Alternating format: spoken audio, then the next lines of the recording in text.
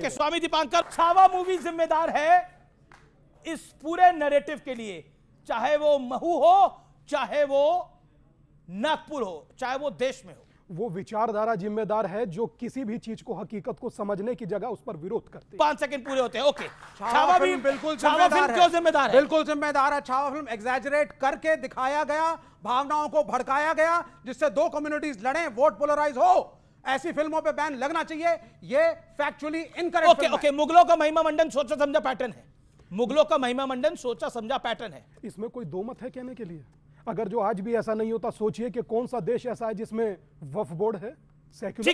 ठीक है, एकता के मंत्र से विपक्ष हिल गया है। कोई नहीं हिला है। और एक और चीज बोल दूं, मुगल इस देश की संस्कृति इतिहास का हिस्सा है। ओके, उनका भी कंट्रीब्यूशन ठीक है। 10 सेकंड उसको माने सर। ओके, मुगल देश की संस्कृति का हिस्सा है, आपको क्या लगता है? मुगल का कह नहीं सकता, वर्तमान चुगल सब हिस्सा दिख रहे हैं। मुगल का कह नहीं सकता, मगर मैं एक बात कहना चाहता हूं। जी बिल्कुल 5 सेकंड है। ओके, क्या आपको लगता है ये जो राहुल गांधी के ऊपर संबित पात्रा की टिप्पणी है और ये जो इकोनॉमिक जिहाद की बात है, उस पर आपका विचार क्या है? इकोनॉमिक जिहाद पर आपका विचार क्या है? नहीं, कोई इकोनॉमिक जिहाद नहीं है। पूरे देश के अंदर जो दलित हैं वही मुसलमान बने थे। मुस्लिम कम्युनिटी बहुत ही पिछड़ी हुई है, मदद की जरूरत है, वेलफेयर करेंगे, सब कम्युनिटीज बढ़ेंगी तो बाहर सुपर पावर बनेगा। मुसलमान पिछड़े हुए हैं, उनको मदद की जरूरत है। अगर उनको मदद की जरूरत होती, जो वक्फ बोर्ड से आने वाले पैसे होते मात्र वो 100 करोड़ तो या 1 करोड़ होता। कल्पना कीजिए जमीन 1 लाख करोड़ की और पैसा कितना आ रहा है। आखिरी सवाल विवेक श्रीवास्तव, एक देश बताइए जो इस्लामिक हो, सेकुलर हो और उसमें डेमोक्रेसी, लोकतंत्र बहाल हो। एक देश बताइए। पाकिस्तान भी एक तरीके से बहुत बढ़िया एग्जांपल है। आप ओके, लास्ट सवाल। ओके, आप भी सेम सवाल है। एक देश हो तो कोई बताइए। मैं समझता हूं कि जिस तरीके की बात आज मुझे कहने दीजिए, मेरी प्रार्थना है। कोई देश है? टर्की, मुझे पाकिस्तान, मुझे बांग्लादेश, एक छोटी सारे डेमोक्रेटिक। बांग्लादेश में डेमोक्रेसी है। अब ये तो अब जब तक शेख हसीना थी तब तक तो था। मुसलमान इस देश में कौन है? ये कहते हैं साहब मुगल है, मंगोल है, अफगान है। नहीं, यही का है, यही का डीएनए, यही का दलित है। जो प्रताड़ित था वो कन्वर्ट हुआ, उसको रिलीफ मिली, उसने इस्लाम अपनाया। आज उसको मदद की जरूरत है। इस्लाम ने उसको आजादी जरूर दी। जब उसको लगा कि पहली बार मैं बादशाह के साथ बैठ करके शायद ईश्वर की आराधना कर सकता हूं, ये आजादी दी उसको। लेकिन इकोनॉमिक स्टेटस उन दलितों का जो मुसलमान बने नहीं बदला। मेहनत करनी पड़ेगी और मेहनत की गई। लेकिन नहीं, आज तो क्या कर्नाटक में इसलिए ये आरक्षण दिया गया है, सही है ये? बिल्कुल, आपको कोई ना कोई मेजर उठाना पड़ेगा। बीजेपी की सरकार ऐसा दे दे किसी स्टेट के अंदर तो आप एग्रीड है? किसको? हिंदुओं को। 90% तो हिंदू ही हो। 90%। 1947 में अमीश भाई, 1947 में इस देश में 90% हिंदू थे। हाँ? हिंदू स्कूल टीचर ने हिंदू शिक्षकों को चीट किया। हिंदू मंत्री, Hindu IAS, Hindu IPS, Hindu ticket collector, Hindu clerk, सभी तो हिंदू हो। किससे आरक्षण चाहिए आपको? जब आप में स्वयं में स्वामी दीपांकर, सभी तो ओके स्वामी दीपांकर, सभी तो हिंदू हैं। 50 सेकंड आपके। मैं समझता हूं कि इससे बड़ी विडंबना सामने बैठे दर्शकों के लिए भी नहीं हो सकती और मेरे लिए तो है ही नहीं। मैं हैरत में पड़ता हूं भाई साहब कि कितने गर्व से, कितने कॉन्फिडेंस से, कितने ताकत से आप देखिए कि 90% भी कहा और पलीता भी लगा दिया। इससे ज्यादा खूबसूरती कहां लाइएगा? नहीं मिलती भाई साहब। मैं हैरत में हूं कि हम 90% हैं और हमारा डीसीपी कुल्हाड़ी से कट रहा है।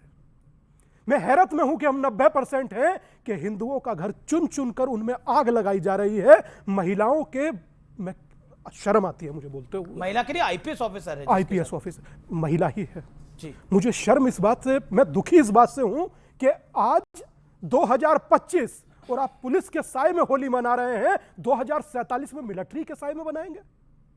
मैं हैरत में हूं क्योंकि हम 90% हैं। नहीं, मेरा काउंटर सवाल है। आपके हिंदुओं को भड़काने के प्रयास कर रहे हैं? काउंटर सवाल है मेरा। अच्छा सोचिए, एक पूछो ना, बच्चे बैठे हैं भाइयों, पुलिस के अंदर होली मनाई है? पुलिस खड़ी थी तब मना पाए होली? पर वैसे होली मनाई है, अच्छी बात सच है बोलो। नहीं विवेक एक सेकंड। पुलिस नहीं, अभी पुलिस का साया कहां था होली मनाने के लिए? संबल में था, पहला संबल, इनकी बात नहीं। दूसरा झारखंड और 3-4 नाम ले। क्या मजाक है? ये भी बोल दीजिए मैं क्यों बोलूं? हिंदू को लूटा है, भाई साहब, भ्रष्टाचार इशू है। नहीं भाई साहब, आप कभी नहीं मैं कभी नहीं कहूंगा कि हिंदू को हिंदू ने लूटा। मैं हमेशा कहूंगा कि हिंदू को दोगले हिंदुओं ने धोखा दिया जो विपक्ष में बैठकर भी हिंदुओं को बदनाम करते हैं।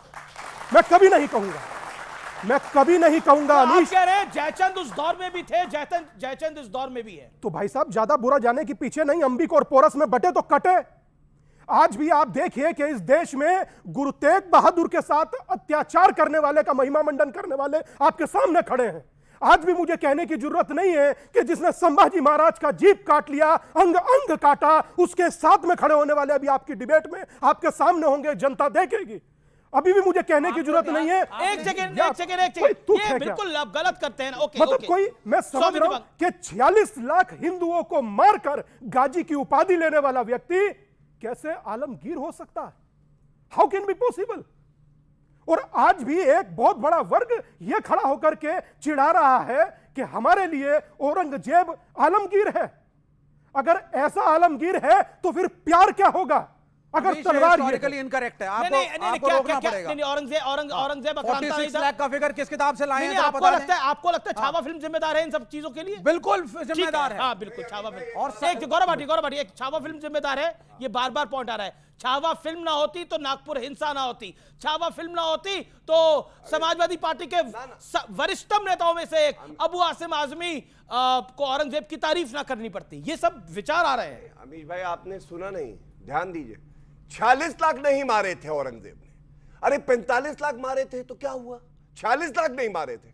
अरे एक भी मारा था तो बहुत ज्यादा मारा था, क्योंकि बीच में ना बोले। कितने मारे थे? कितने मारे? एक सेकंड कितने मारे थे? 40 लाख नहीं मारे। कितने मारे? मैं बोल देता हूं कितने मारे? यहाँ पे हाथ खड़ा करिए जो जानना चाहते हैं। एक मिनट, यहाँ पे मैं जवाब दे रहा हूं। पहली चीज, हिस्टोरिकली इनकरेक्ट, ना कोई किताब है, ना कोई सोर्स है, बस यूट्यूब और व्हाट्सएप के ज्ञान पे बोले जा रहे हैं। 40 लाख, 45 लाख, 46 लाख कितने मारे आप बताइए। औरंगजेब और महाराज शिवाजी की बताइए। लड़ाई हिंदू मुसलमान की लड़ाई थी नहीं, फिर ये राजा की लड़ाई थी। अच्छा चलिए अब मैं बात पूरी कितने मारे आपने नहीं बताया। बताएंगे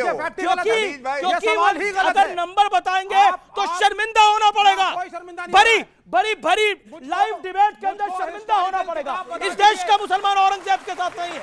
आई want to make it on record, इस देश का मुसलमान औरंगजेब के साथ नहीं है। ओके गौरव भाटिया बात पूरी होने दीजिए। देखिए यही शर्मिंदा होने के लिए बताना जरूरी था कि 46 लाख नहीं मारे गए। मैं कहता हूं अगर 10 भी धर्म के आधार पे मारे गए तो बहुत ज्यादा थे, क्योंकि हिंदू सबसे ज्यादा सहिष्णु है और छाती ठोक के कहता हूं गर्व है इस बात पे कि हमने कभी किसी को मारा नहीं है। हम इसलिए आगे बढ़े हैं क्योंकि ताकत हम में है। 67 करोड़ हिंदू कुंभ में डुबकी लगाते हैं और दर्द होता है इनको, कहते हैं मृत्यु कुंभ है, फालतू कुंभ है।